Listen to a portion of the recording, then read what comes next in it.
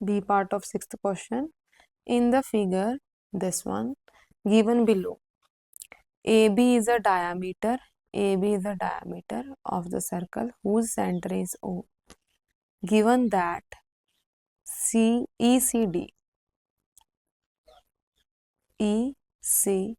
this one angle, equals to EDC, this one angle. ये दोनों कितने 32 डिग्री के 32 डिग्री. कैलकुलेट CEF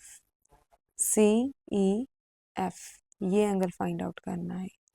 तो ये एंगल किससे रिलेट कर पा रहा है? देखो गिवन क्या है, इस ट्राइंगल में ये दो एंगल दे रखे हैं, तो ये थर्ड एंगल हम आराम से निकाल सकते हैं बाय एंगल सम प्रॉपर्टी. तीनों एंगल्स का सम इक्वल्स टू 180 डिग्री के इक्वल रख के अगर ये आ जाएगा तो ये एंगल इसके साथ लीनियर पेयर बना रहा है.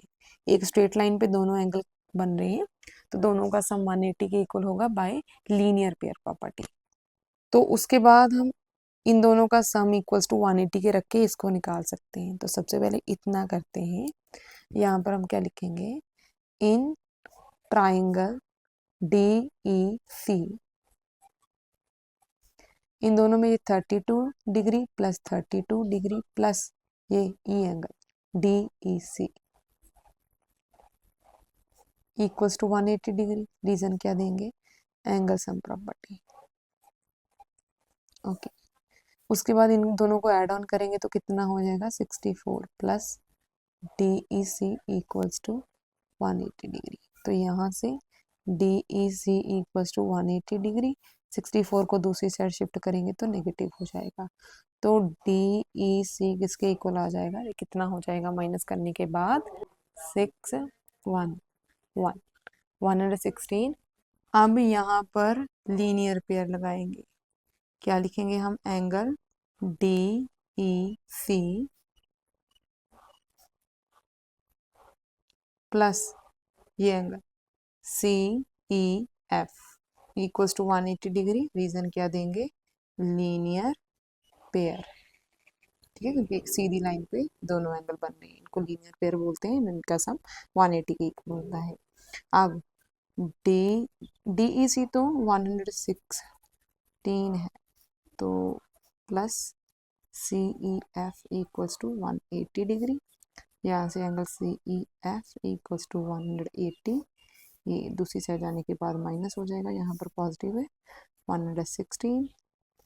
तो यहाँ पर माइनस करने के बाद क्या आ जाएगा 64 डिग्री. तो एंगल CEF किसके इक्वल है, 64 डिग्री के. ओके, दूसरा कौन सा एंगल फाइंड आउट करना है, COF, दिस वन एंगल. ये एंगल हमें फाइंड आउट करना है. तो ये किससे रिलेट कर पा रहा है, ये इतना एंगल किसके साथ रिलेट कर पा रहा है, ये देखो ये आर्क है FC, ये सेंटर पे एंगल सबटेंड कर रही है, एंड यही आर्क ये remaining part of the circle पे सबटेंड कर रही है. ये तो एंगल हमें 32 दे ही रखा है. तो जो एक आर्क, सर्कल की एक आर्क जितना एंगल सेंटर पे सबटेंड करती है उसका हाफ यहाँ पर करती है remaining part of the circle पे.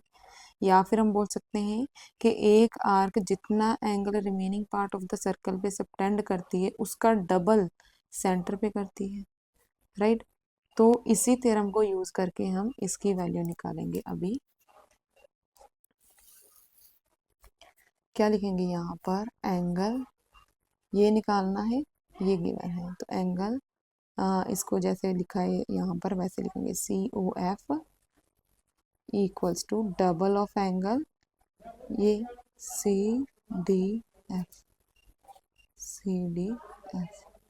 ओके, तो COF equals to 2 into CDF.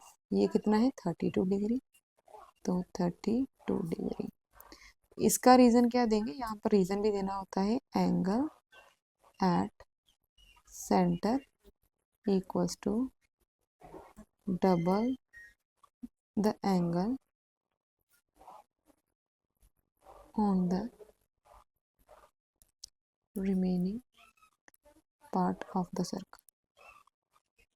ठीक है, सी ओ इक्वल्स टू 2 2 ज़ा 4 3 2 ज़ा 6। तो यहाँ पर सी ओ एफ भी कितना आ गया 64 डिग्री। एंड ये एंगल कितना निकाला हमने, ये भी 64 डिग्री।